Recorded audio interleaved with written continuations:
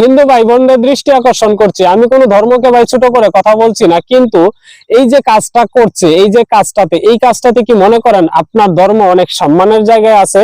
Example হিসাবে আপনাকে একটা কথা বোঝাই, আমি তো আর জানি না এই মহিলাটা যেই রূপ ধারণ করছে এই রূপের মানে মূল নামটা কি। হয়তো আপনারা যে কোনো একটা মা বলে তাকে সম্বোধন করেন, কিন্তু কোন মা যদি তার সন্তানের সামনে এভাবে মোটামুটি উলঙ্গ ভাবে যদি এভাবে আসে, তাহলে সেই মা কি লজ্জা পায় না? বা তার সন্তানরা কি মায়ের সামনে আসতে লজ্জা পায় না?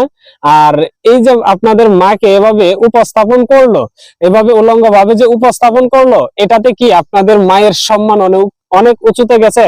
না, আপনাদের মায়ের সম্মান অনেক নিচুতে গেছে। তাই আপনাদের ধর্মের আপনাদের মার যে সম্মানটা, সেটা যদি আপনারা বজায় রাখতে চান, তাহলে আপনারা এই মেয়েটির বিরুদ্ধে না, এই মেয়েটিকে যারা এভাবে স্টেজের মধ্যে সাজিয়ে এনেছে নৃত্য করার জন্য, তাদের বিরুদ্ধে কঠোর একটা ব্যবস্থা নিন।